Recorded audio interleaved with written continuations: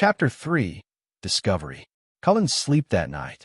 He sat on the couch, staring at his trembling hands as Jane dozed uneasily in the armchair. Every so often, she would startle awake and glance at him, as if making sure he hadn't changed into something else. He couldn't blame her. He didn't trust himself either. The morning brought no relief. Sunlight streamed through the window, but it felt cold and distant. Jane stirred, stretching and rubbing her eyes before fixing Kyle with a cautious look. "How are you feeling?" she asked tentatively. Kyle shook his head. "I don't know. Everything's a mess." "We need answers," Jane said.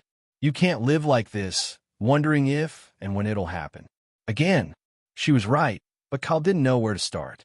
Then an idea struck him. There's a library downtown," he said slowly. "I've heard they have archives of local folklore.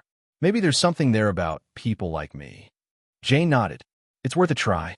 Let's go." The library was an imposing building, its stone facade weathered by time. Inside, the smell of old paper and wood polish filled the air. Kyle and Jane approached the librarian, an elderly woman with sharp eyes and a kind smile. "We're looking for information on local legends," Jane said, trying to sound casual.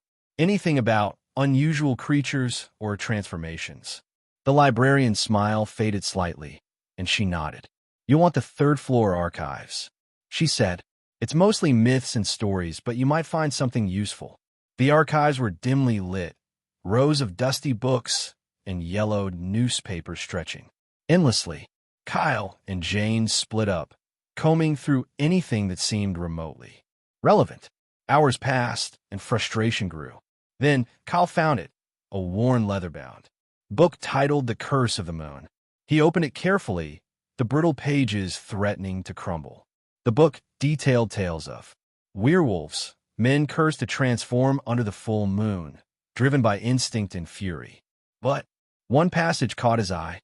The curse can manifest in those who are unaware of their lineage, triggered only when the moon's power is at its zenith.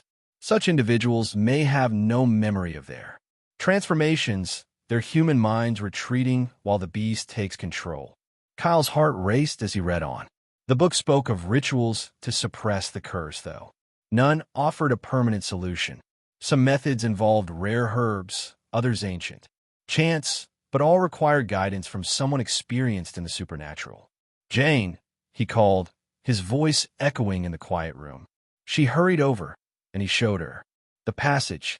"This is it," she said, her eyes wide. "This explains what happened to you.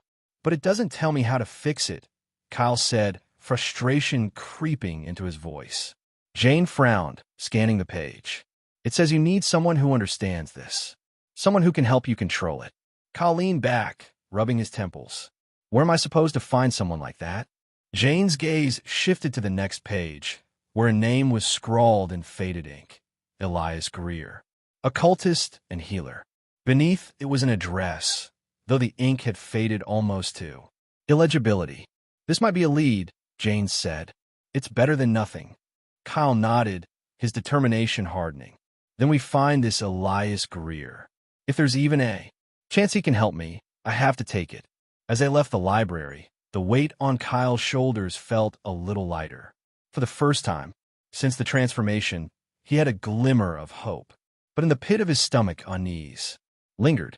If Elias Greer was their best hope, what price would he demand in return?